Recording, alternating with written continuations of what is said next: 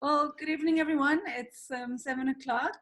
Thank you so much for joining us. I see we already have people from around the world joining us. Special thank you so much to Paul Harris joining us tonight. Paul, as we in South Africa, we're heading into lockdown. So we have the immense privilege to have you speaking to us tonight. Very excited to hear your story and also your experience. So for those of you guys who don't know, Paul has not lived through one financial crisis, but actually two financial crises whilst in the banking industry. And Paul is also currently the chairman of RAIN. If you guys had any doubts, if you look at his shirt tonight. So Paul, thank you so much for joining us. We're going to hand over to you and hear your story. And if I can ask all the members to please put your questions in the chat, and then we'll have a discussion with Paul. Thank you so much, Paul. Over to you.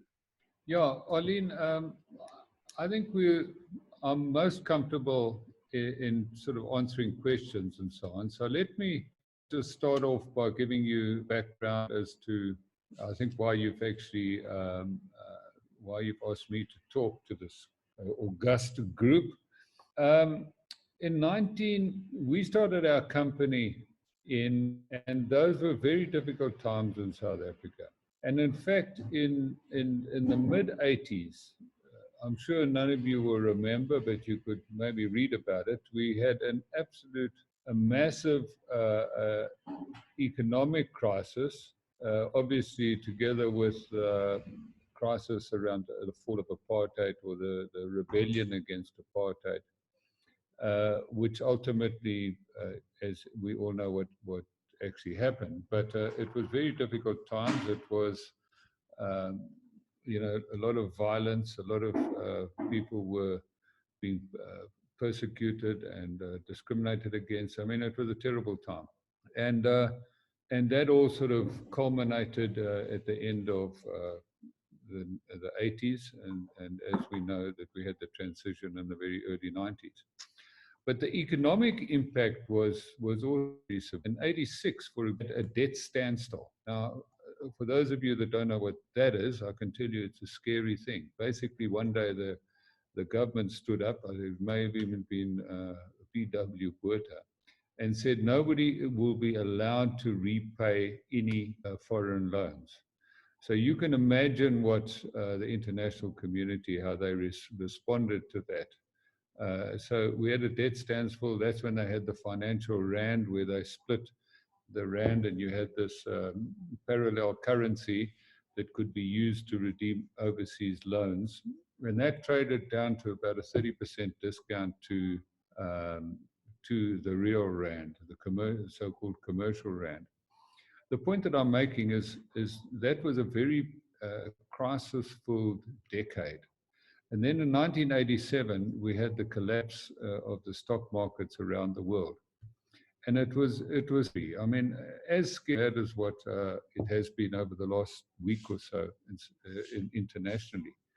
The markets just fell in an absolute heap. People went bankrupt left, right, and center. I was in Australia at the time, and we were trading on the futures market. And every single index, everything just fell in a heap. And there was a lot of short selling, and then people covered their shorts. So there's a big bounce in the market, and then people would sell again, and there was margin calls, and people who had debt just couldn't make it, and so on. So it was a very nasty, dramatic fall and a collapse, really, of the economy. In fact, at one stage in Australia, we actually we were so-called long volatility. In other words, we had options that were out of the money, and so we actually made quite a lot of money in it with the market falling. But at one stage, our big fear was that the markets themselves, the Sydney Futures Exchange, would go under. The equivalent of SAFEX in South Africa going under, or the JSE not being able to settle their trades. So we were taking haircuts on the amount of money that was owed to us from these institutions, and we obviously took all our money out of small banks and put it into only the big banks. A lot of the small banks went under, and so on. So the point that I'm making is 87 was a really, really bad crash and huge disruption to the real economy as well as the so-called paper economy.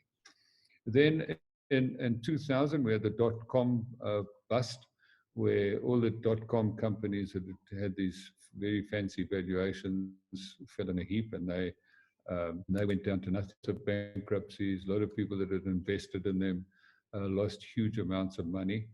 It didn't really impact South Africa that much, but it impacted the rest of the world. And then, of course, the 2008-9 crash. And I think we all know about that. Most of you guys will probably even remember that. And that was also dramatic in the way that values of assets were just collapsed and were eroded almost overnight. Uh, debt, debt was huge in the system. So people that have leveraged assets went under, because the one thing that I think people learn when markets fall is that the asset value falls, but the debt doesn't fall. In fact, the debt can increase because interest rates increase. So again, huge amount of bankruptcies. We know what happened. Governments had to step in and help the banks. People who had over-leveraged themselves, people that had borrowed money that they never had the credit worthiness to borrow it in the first place, had their properties repossessed and so on. And that crash in 2008, I mean, I was at that stage the CEO of First Rand. And I'll never forget one day waking up and First Rand's market cap was greater than the market cap of Citibank plus Morgan Stanley added together. And I suppose plus Lehman Brothers, because Lehman Brothers was worth nothing. So that was a very scary time. I mean, just imagine it now. A small company, a small bank, relatively to the big banks around the world, with a greater market cap than what was the biggest bank in the world a year before that. So obviously, waking up with that, I worst. I mean, the only two are we going to go down to where Citibank was, and maybe, or they could come up to where we were. And somehow, South Africa, I think it was because of all the trouble and all the very difficult times that we'd been through. The South African banking industry, now I must say I'm very proud of that, is the only industry and the only one, a lot of people say Canada, but it was the only one that didn't get government support in that crisis. Some of the other countries that maintain they didn't get government support, they did get deposit insurance and so on. So we survived it. Sorry, I'm still coming across. Am I, Arlene? Yeah, okay. So so we went through that in 2008 to 9. And I must say, to a large extent, we still hadn't come as virus hit. And that's what I think makes it very difficult for not only for South Africa, but everywhere, that we still got excess debt.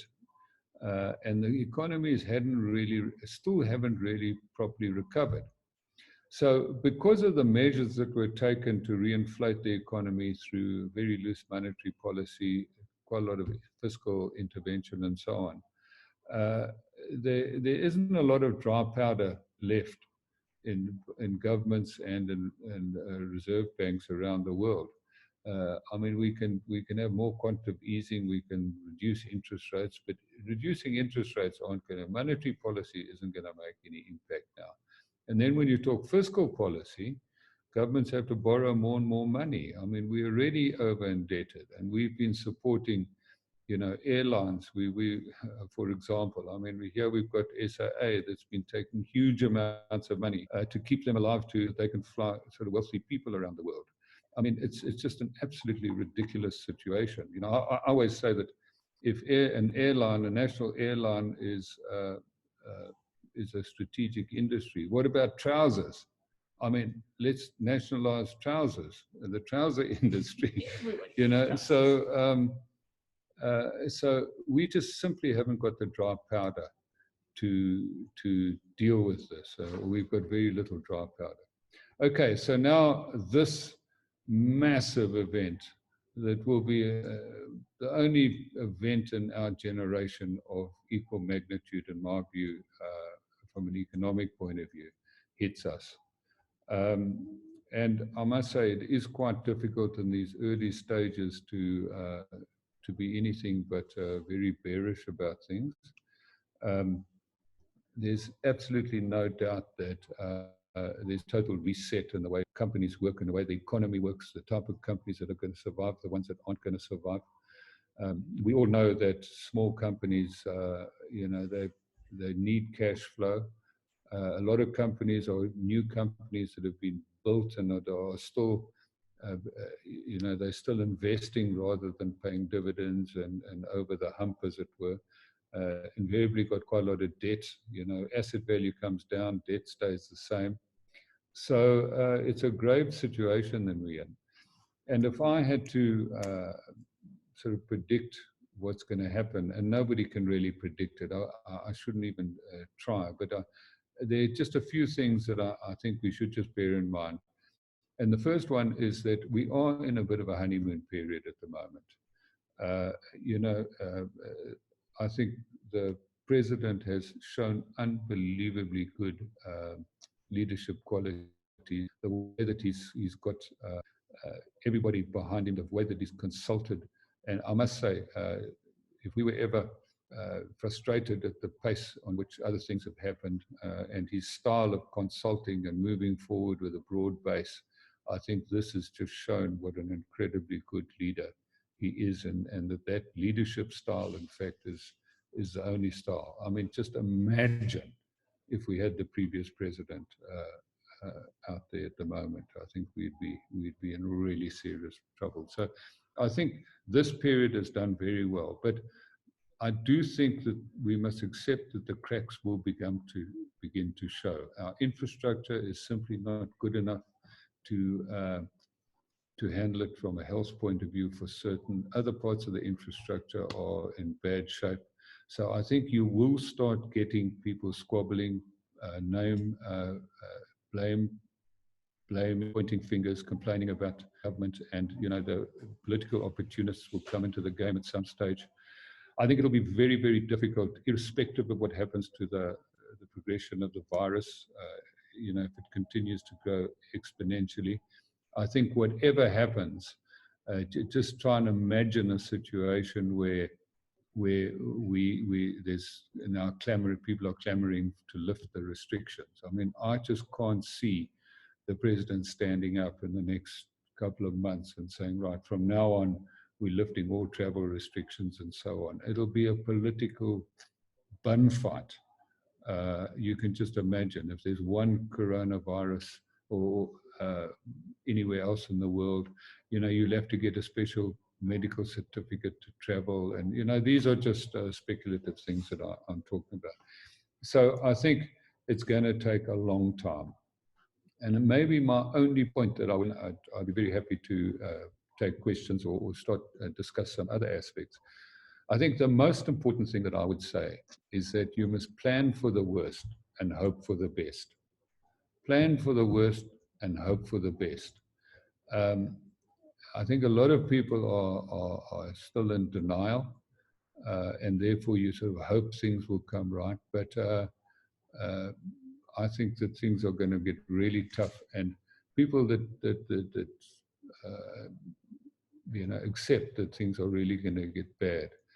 And if I can take the lessons of the two previous crashes that we had, I think if I had to go back on both of them, the second one, I think our company, and I maybe a little bit immodestly suggesting that we did it quite well relative to the other banks, is that we cut deep and we cut early. We cut early and we cut deep. And I think that that's the way to do it now. Accept that this thing is going to take a long time.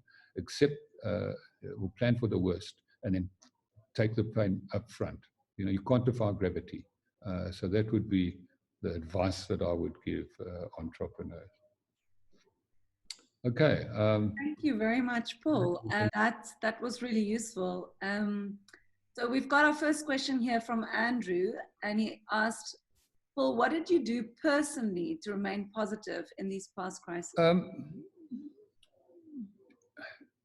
I think if you just bear in mind and just remember that this too will pass. It's going to be hard and it's going to be tough and so on, but it's going to pass. In 5, 10 years' time, we're going to go back and say, those were very, very difficult times. They were tough times. But in those tough, I think you get a reset of a lot of things. You get innovation, and you can already see the innovation. I mean, I was just amazed. Within 2 days, you had these orchestras collaborating on playing, orchestras playing online. I think the online industry is going to go, the technophobes, my sort of generation and the younger, even younger than me as well, the technophobes, the people that haven't really got with it from an online perspective and seeing the capabilities of technology, they've got no option now. And once you make those changes, new habits will form, and the new habits will not go back to the old habits. So you could almost say that it's the resetting. It's everybody starts back at the same line. It's the old sort of concept of a paradigm shift. This is a massive paradigm shift. Everybody's going to start the same, maybe a lot poorer and so on. But I think the people that will prosper here are the people that embrace it, see it as an opportunity to innovate, new business models. A lot of the bezel in the system, and if you don't know what bezel is, it was a term we always used to use. Bezel is something that is a cost in your company that doesn't contribute in any way to income.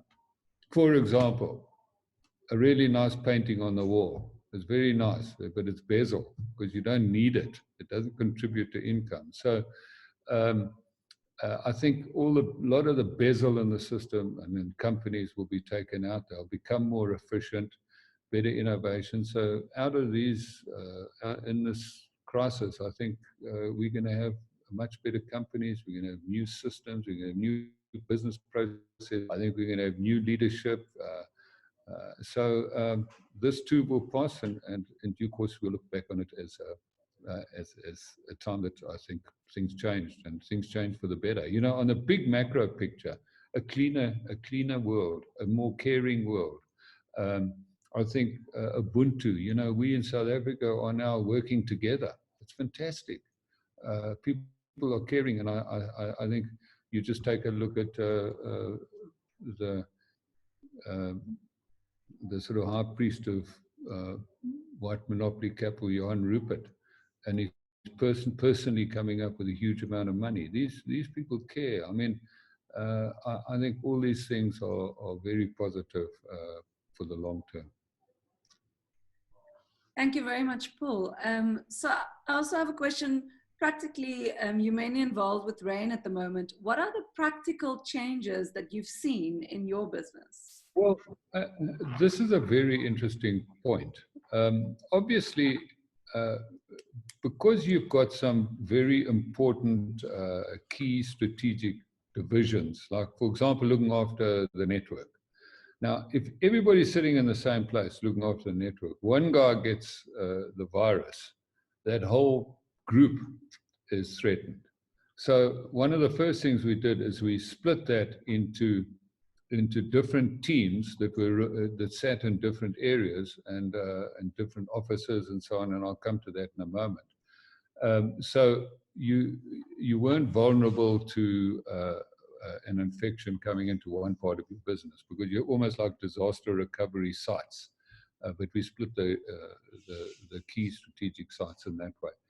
And then, of course, people working from home. And guess what? Productivity's gone up. Now, why has it gone up? Basically, there's no transport. So people don't spend an hour or so. They don't walk in and drink coffee and talk about the football match last night or yesterday. People aren't interrupted by people walking past. I mean, I always say, if you look at a construction site and you say, right, now let's count the number of people that are actually working. They're not a lot. But if you're sitting at home behind your computer, and there's no distractions. I think the productivity increases. So we've actually found an increase in productivity. And obviously there's a serious job to do. But now the important thing, I think, and this is a challenge, I think, for all businesses, you have to find ways of measuring productivity. And I've never been a believer in policing your staff. I've never been a believer in making sure that people come into work at a certain time and leave at a certain time. I've always said that the work isn't, the time isn't until the work isn't, And so if people can find a way to measure it, not to spy on their people, but if you can find a way to measure productivity, I think that working from home and so on is going to be a new sort of normal. And then, of course, there are a lot of knock-on effects on that. I mean, less traffic congestion. I don't know if I'd really want to be in the property office business. When people no longer need the sort of size of offices that you used to need. So there are a lot of things that are going to be reset, I think, in the economy. A lot of industries are going to be transformed by this. Thank you, Paul. So you mentioned the productivity and measuring how people work. So if we go back to 2008, perhaps can you share with us, I actually started working at RMB in 2008 amongst the crisis. And I remember also that time there was a lot of uncertainty. And right now, I think this is one of the biggest challenges that we face. And everyone on this call, everyone here are business owners. So how, perhaps in 2008 and now, how would you keep your team focused in this time of uncertainty? Look, I think the first thing is the soft issues. Deal with your staff quickly, and communicate quickly, and get them to accept that things are difficult and things have changed. There's nothing worse than leaving uncertainty hanging in the air. And then I think it's a question of challenging people to be innovative in not only in product, which is very important, product innovation, but in things like business processes. I think that, for example, in this hotel that we're involved in, one of the things that we've said is that there's no such thing as a waiter. There's no such thing as a concierge of a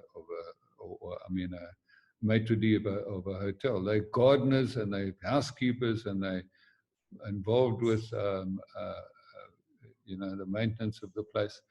And we've taken away that type of thing. And I think from the soft point of view is getting people to recognize that we're all in this in the same boat, that we're a team. I mean, that's what Ramaphosa is doing, which is fantastic. And I think you do it at a company level.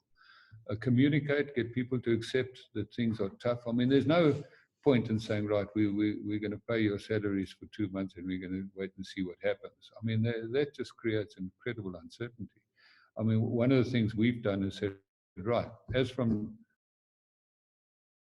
end of next month, you've got a choice of either taking a retrenchment or you're going to pay. You're going to get half pay, and you're going to work half the time for the next 6 months.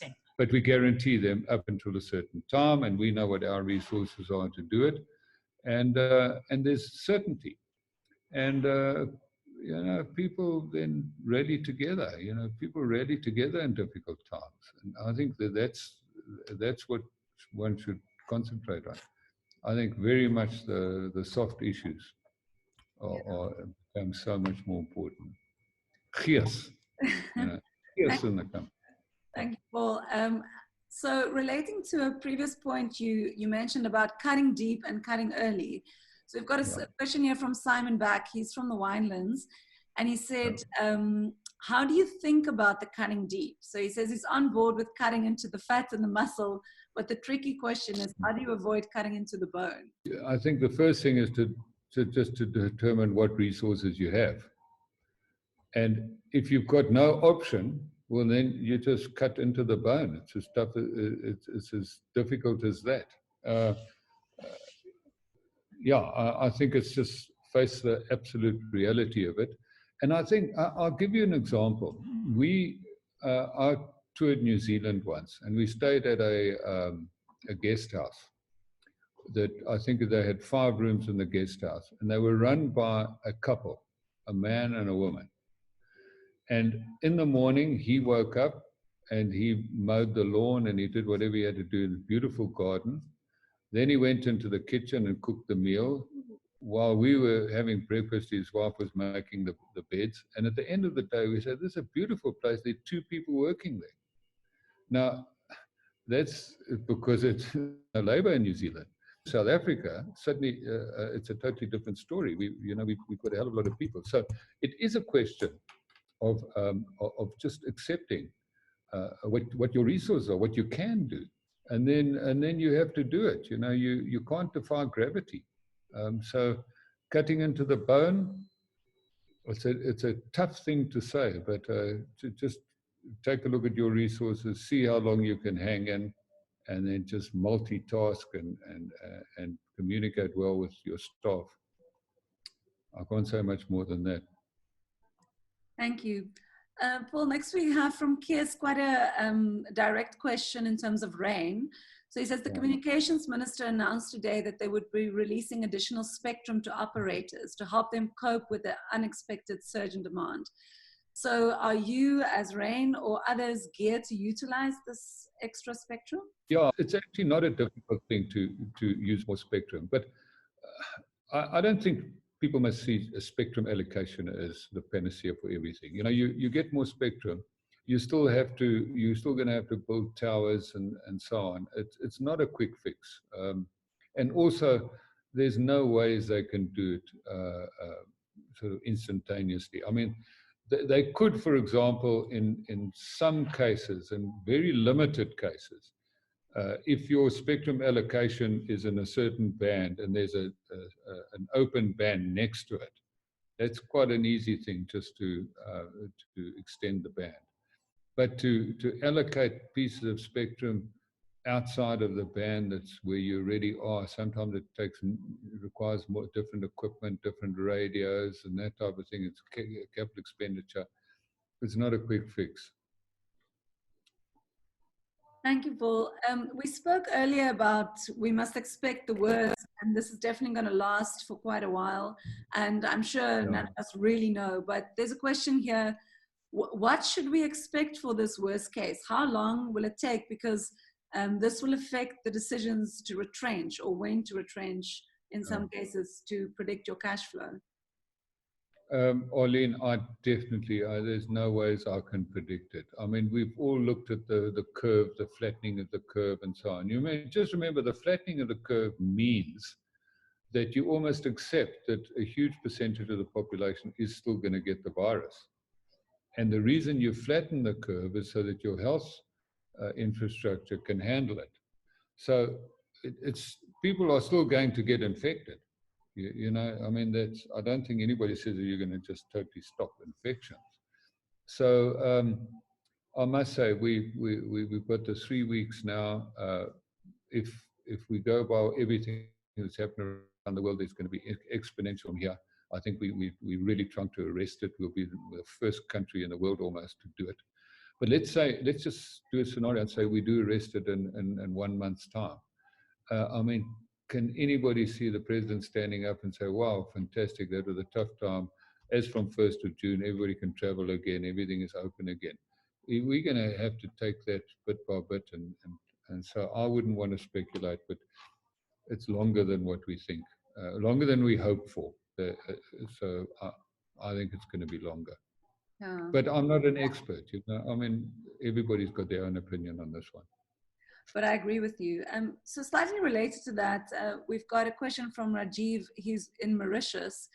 And he says, especially in Mauritius, there's a lot of remote work, and they're highly dependent on external countries. And he says, my concern is that we will see an increased nationalism in the world versus the globalization. And this will, in turn, this will be the return of import substitution and going back to the basics. So looking at supply chains and not importing anymore, So what's your view on this? How do you see the structural change, especially in emerging countries? I haven't really thought too much about that. What I can say is that Mauritius that have all these remote workers. I mean, there are certain industries and certain functions of a business where you're not location bound. You know, a call center. We in insurance we've got a call center that the guys have got this Australian accents because they get up in the morning and talk to Australia. You know, and so there's certain things that are will always be international and maybe become increasingly international. In terms of physics, yeah, look, I suppose there will be a reset in the whole globalization. And then, of course, we've got this guy Trump, who picking a fight with the Chinese and that. I mean, it's just mind-boggling. We have Habil all the way from Pakistan, and he's asking, especially in the infrastructure and real estate space. So with a lot of these capital-intensive projects, which are halfway through and under development, and now faced with the challenge of keeping everything afloat, what's your view on the impact on this sector specifically? On the what sector? The infrastructure and real estate with projects that's halfway completed, with this capital intensive projects, and now everything is kind of on hold and uncertain. Yeah, I suppose it depends who's paying for them. You know, I think you'd have for who's behind it from a balance sheet point of view. And I think companies that are over indebted may not be able to complete them. I mean, it's not a good answer, I don't think, but you know, capital intensive industries require capital. They're normally indebted, and sometimes it's you delay a big project by a month or 2 months. You know, it makes a massive difference to the cost. So yeah, it depends on the financial resources behind. So I don't think there's one answer for it. I think some projects will really struggle, and will have to be shelved or put off, but others are strategically important and so on, and have some decent balance sheets behind them, and they'll be completed. Slightly related, in your opinion, so what role can the banks play? We've seen a couple of banks already coming to the party with some alleviation proposals. So perhaps just with your experience, what role do you think can the financial sector play in this case? Yeah, well, I think the banks have to also, and I think the one bank I do know well, they also do their scenario planning. They understand what's ahead. I think they also plan for the worst and so on. And they're sensible. I mean, the last thing we want to do as a banking industry is put small businesses under. Small businesses, I mean, if you put them under, you can't sell them to something else. You can't sell their assets anywhere else. So it's a, you know, almost go down to zero. So banks are pragmatic, and I think what they'll do is they'll extend credit terms. It's very difficult to sort of write off loans and so on because, or reduce interest rates. I think that's very difficult because you can't go to your depositor, you can't go to the pension fund and say, hey, that deposit you've got with us, it's financing these things. Do you mind if we just only pay you half your interest this month? It doesn't work like that. So I think what you'll have is repayment holidays, extension of facilities, and so on, where fundamentally the first objective is to keep the small companies that are employing people alive. And really, I wouldn't take a cynical attitude to banks. I think they're going to do that. I think you're also going to get opportunists involved here. People who are going to go bankrupt before this crisis also going to be in on it. The banks are going to have to be careful there that Absolutely. You're helping the companies that were on a survival we're going to sort of make it. But they're doing that. I mean, they're communicating. I know quite a few direct examples of the banks sort of approaching companies themselves and say, look, we understand what's happened to you. We understand your business is in trouble. We're going to stand behind you. This is what we're proposing. And I think you'll get that. And obviously they are absolutely inundated. Um, I sometimes just ask people, please just have a little bit of patience and just understand that the pressure's on. People can't get around to everybody at the same time. Absolutely. Then we've got an investment question here. So they say the rand is at an all-time low.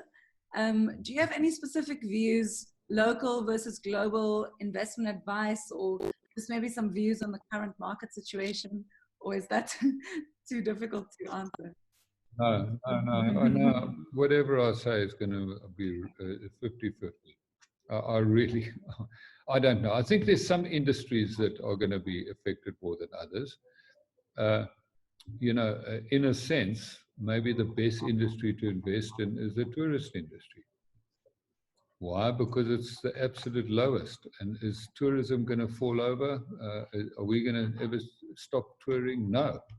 And there are a lot of companies that simply aren't going to survive it. So there'll be scope for innovation, new people on the block, people doing things differently, offering new products and so on.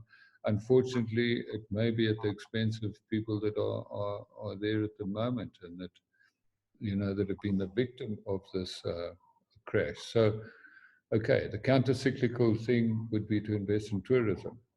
Maybe I may be talking my book here, and it's a little bit of a fluky thing, but data. I mean, data is the demand for data, the demand for online connectivity, and so on is going to go through the roof. And so things related to that, I think, is a good thing. But maybe it's already priced in. Investing is a tough thing. You have to invest when everybody is. What is that thing about fear? Yeah, when everybody's fearful, you invest, and Yeah, I agree.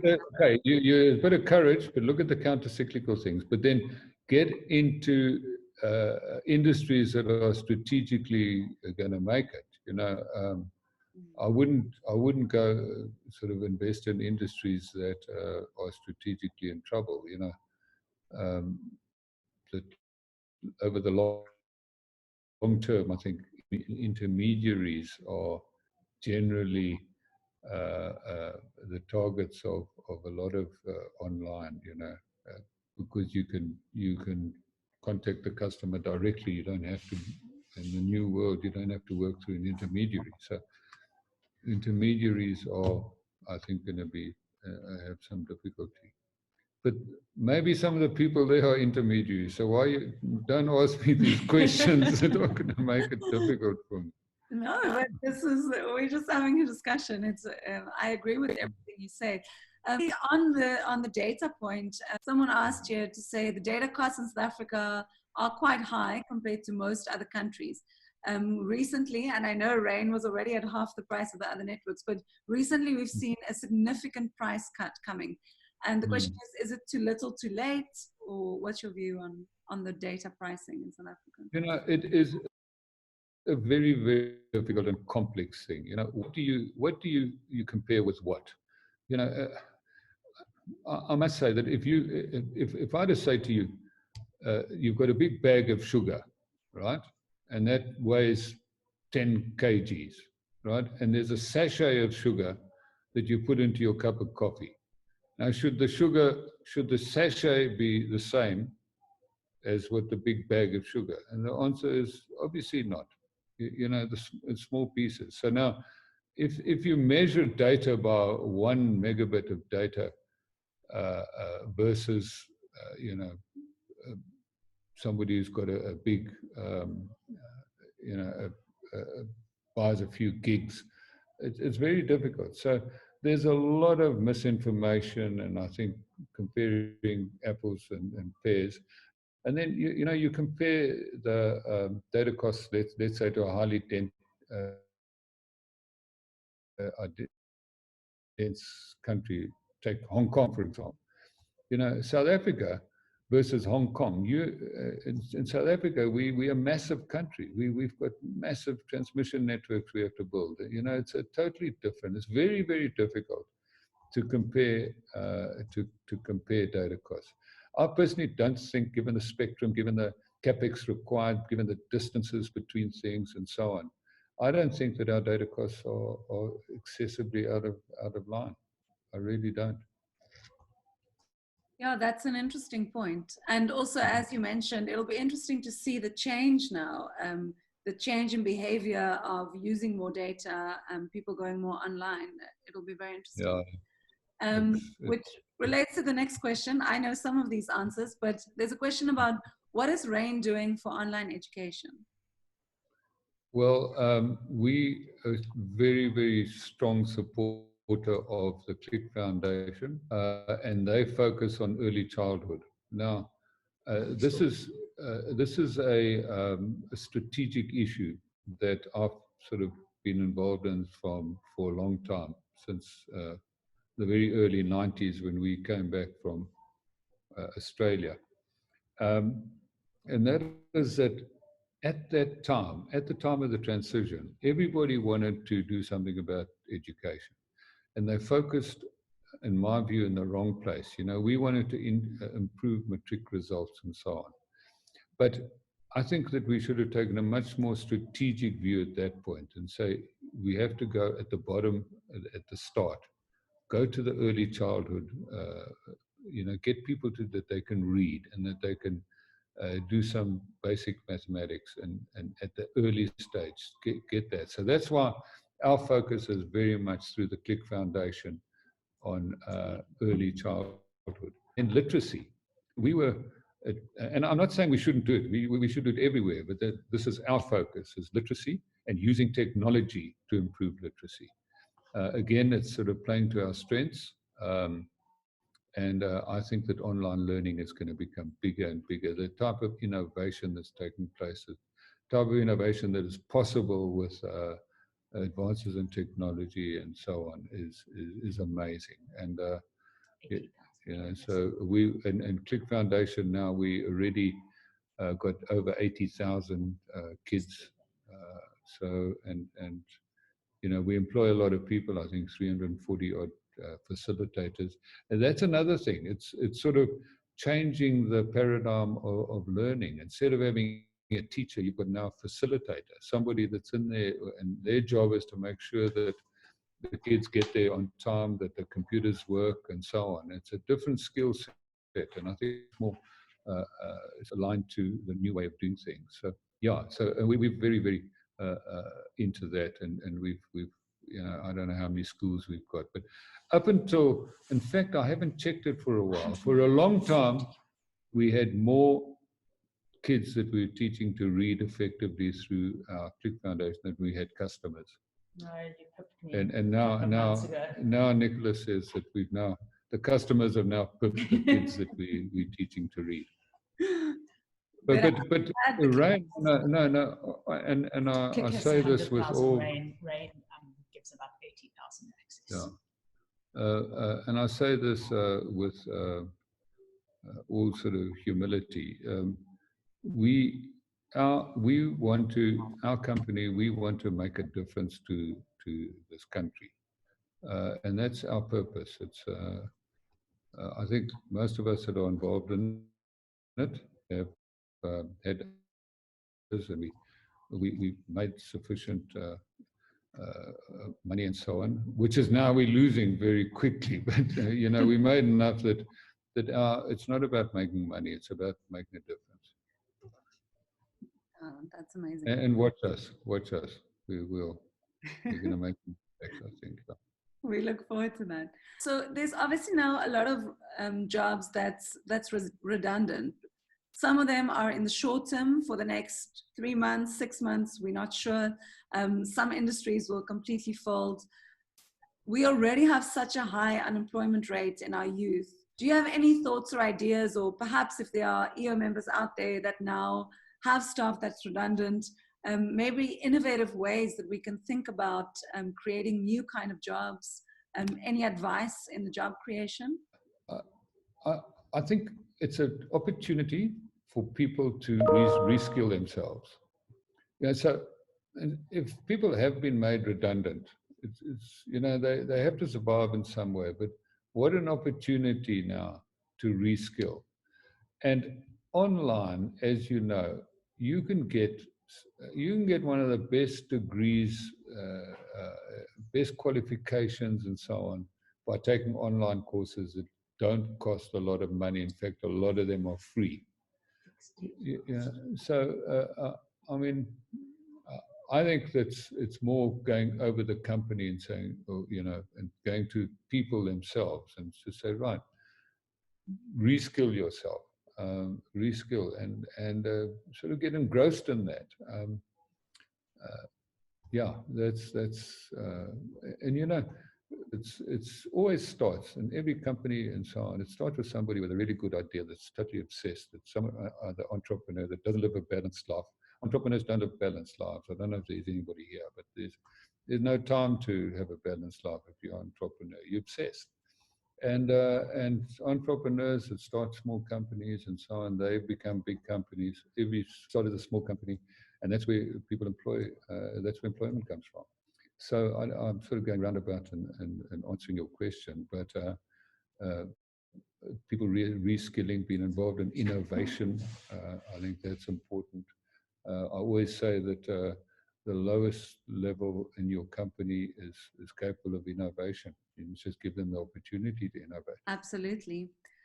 There's a question that says, the virus can be a trigger point for harsh decisions that need to be taken in the short term. In your view, what are the decisions or actions at a national level that South Africa can take for key growth and sustainability? Stop wasting money on silly things like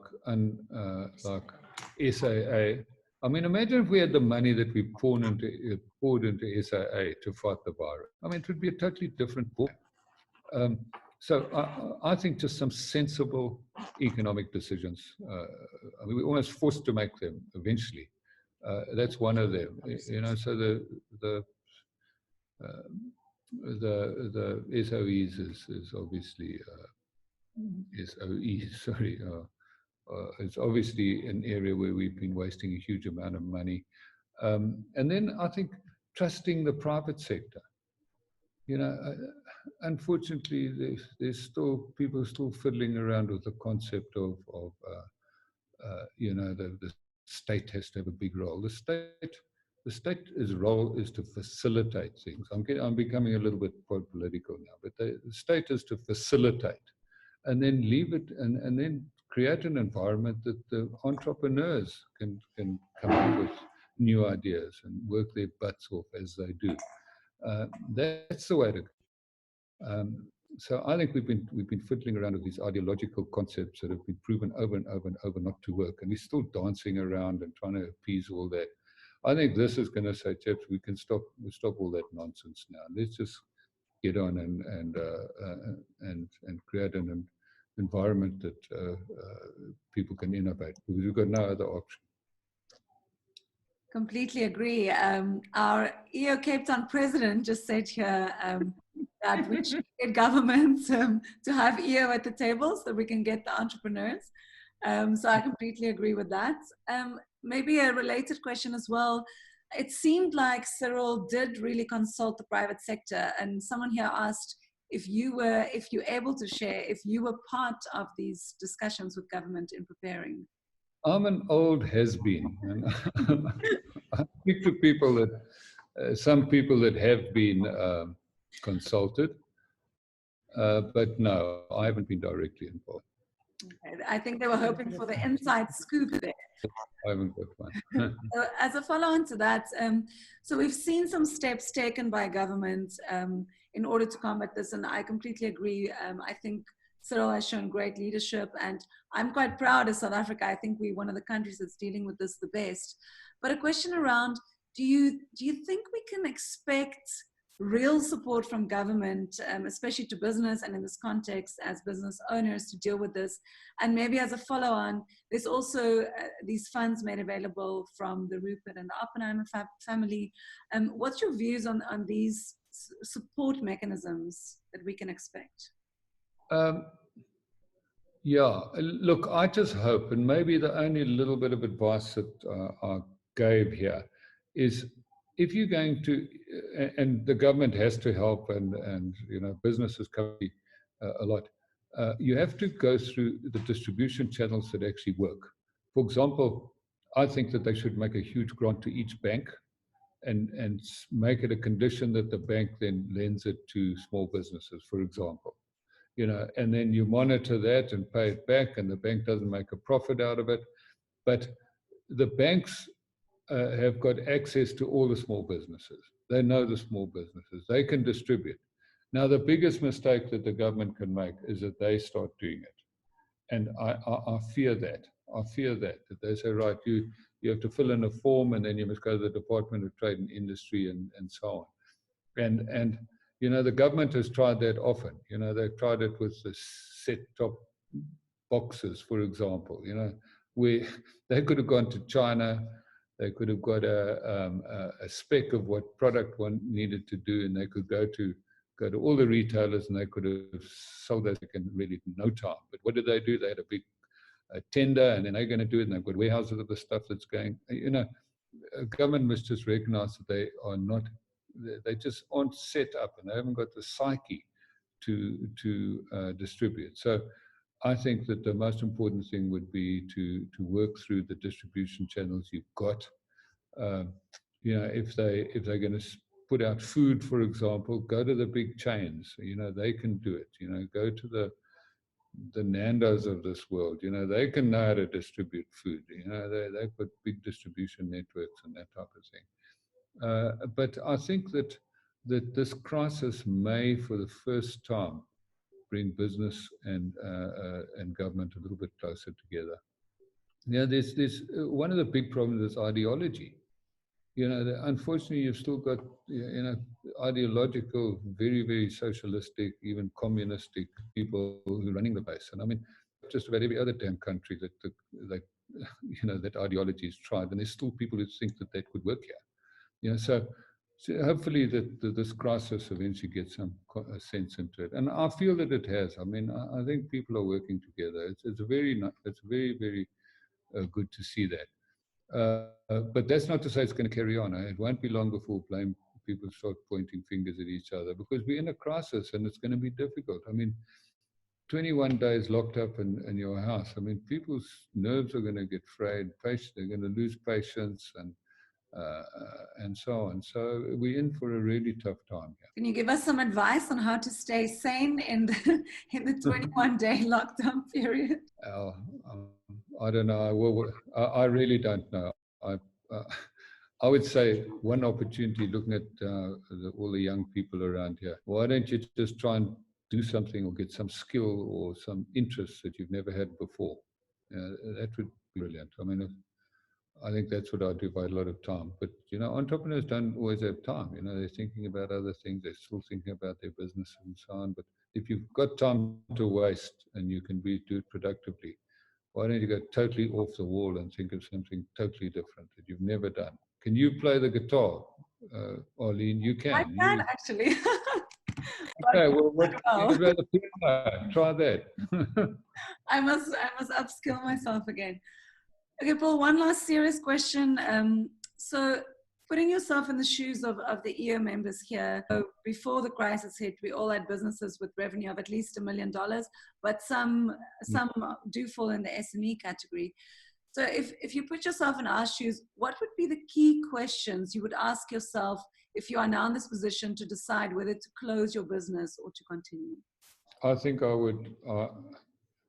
would take a 6-month view and say that at worst situation will happen in 6 months, and take a look at your resources and see how you can spread it over the 6 months. Plan for the worst and hope for the best. And if you can't make it, take the decision quicker. rather than, Yeah. don't just have a slow bleed. And it's not failure. It's not failure. This isn't failure. It's and I think people will respect that. The banks will respect that. If you go along to the bank and say, listen, I've checked out, these are my resources, I'm not going to make it. And it takes a massive weight off your shoulders. You can reset, start again, and so on. And unfortunately, there are a lot of people lots of people. In the tourist industry, restaurants and that. It's horrific. But sort of hoping, you can't defy gravity, so accept it. And once you accept it, I think the weight's off your shoulders and you become productive again. Yeah, thank you so much, Paul. I think the key takeaway of cut deep and cut early, I think that's really, really good advice. Paul, thank you so much. You've already shared an hour of your time with us. Maybe to end off, as we all preparing for lockdown, can you maybe share with us just something to help motivate us through this time? Maybe leave us on a positive note. Okay, the only thing is this too will pass. This too will pass. And the strongest steel comes out of the hottest furnace. And this is you're not going to get a hotter furnace than this. And I just think that, and we will be here, the sun's going to come up, the sun's going to set. Everybody's in the same position, relatively. We were complaining about, do we really have to sell these shares at such and such a price in order to pay off certain things? You say, yeah, you can sell them at that price, but then whatever you want to buy with that is also gone down. So this too will pass. Everybody's in the same position. Face the facts early. Don't try and put off tough decisions. Make them early. Get it off. Get the monkey off your shoulder, and take it from there. Thank you so much, Paul. I look forward to seeing new innovations, new companies coming out of EO, and we'll be sure to share that with you. Thank you so much for your time. Really appreciate it. It's been a pleasure. Thank you. Thank you to everyone who's joined us tonight. Thanks, everyone. Much appreciated. Thank you. Thank you, Paul.